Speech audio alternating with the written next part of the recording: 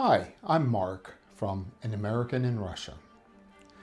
Now, some folks can look at something every day and never wonder about it. Thankfully, I'm not wired that way. Each morning, as I walk down the stairs, there's a window, just one, facing the Great Russian Steppe. And out there, beyond the electrical pylons, I see it, an earthen wall. It's consistent in height, stretching far into the horizon. The only breaks are where roads cut through. What is this thing? Now, I've lived in flood-prone areas and seen similar embankments, but those usually have big, huge metal sliding doors where the roads cut through to stop the water if they have to. This one, nothing. Besides, there are no nearby rivers or lakes. No flooding at all, so why build it? Well, one of my daughters was visiting, so we took a walk to see it up close.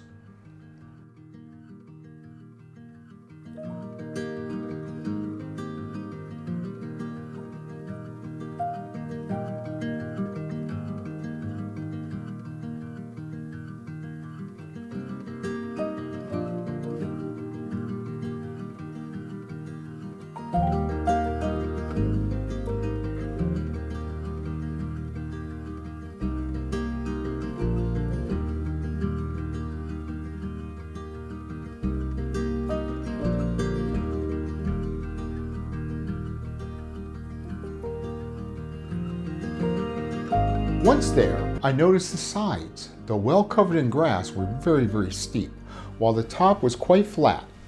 It ran in both directions as far as we could see. In the distance, a flag and what looked like a marker caught my eye.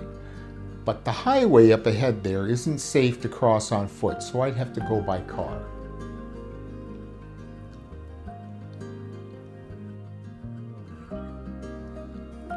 I drove to the other side of the highway where I saw the flag and some sort of marker. The marker is painted in some green and red stripes, which seems to be kind of a constant for things having to do with this mound. And it has some sort of metal on it, obviously from Soviet times, from the symbolism. And then just a number. I assume it's just like a kilometer number of some sort. The flag is very interesting to me, though. The same colors on it as the marker, but I can also see a double-headed eagle on it, which is a symbol of Russia. When I went home, I looked everywhere I could think of to find out some information about this flag, and I could find nothing. I even made a screenshot of it and uploaded it to ChatGPT, but even that did not produce the results I was looking for. Now, if any of you watching this video know about this flag, please let me know the information in the comments down below. Thank you. Curiosity is killing me. Now let me tell you about some fascinating Russian history. History I see from my window. This wall was built in 1630. Now, that's the same year Boston was founded across the ocean. Boston has changed. This wall, not so much. The section that runs through Tambov is actually the best preserved. I think that's pretty cool. It was built as a defensive structure, specifically to stop Tatar raiding parties, especially the Nogais and the Crimean Tatars. Now, before you go giving credit to the Tatars for that zesty seafood sauce, nope. That's tartar sauce. They're Tatars. And it's French. Sorry, but honestly, I think people don't actually love seafood. They love the sauce. I do anyhow. Anyway, back to the real Tatars. In a future episode, I'll dive deeper into the Tatars and how they became part of Russian society. But today, it's all about this wall. Now, since it was built to defend, let's call it a rampart. In Russian, it's called Tatarsky Val, like the Tatar rampart. Actually, locally, it's also known as the Tambovsky Val, or Tambov rampart. That's probably a more accurate name since it wasn't the Tatars that built it. It was built in defense against them.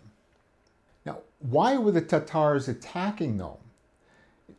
Not for gold, not for silver. They were primarily after people, slaves.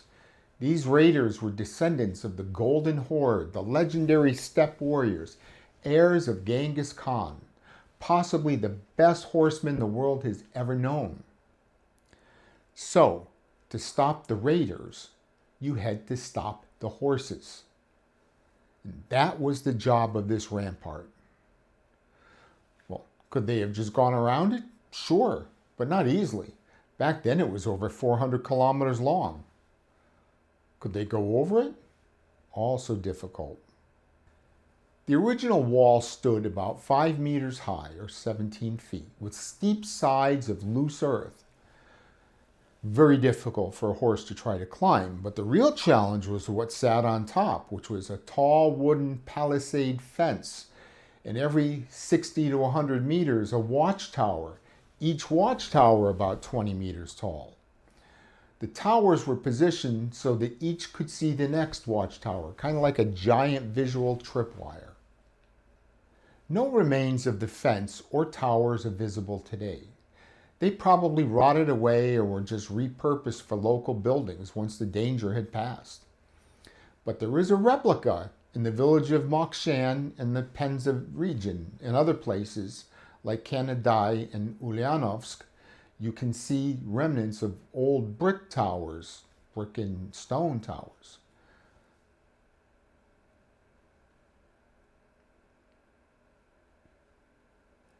Today, the wall near my house is about maybe 4 meters tall, though in places it's only about 2 meters tall. Just erosion over the years.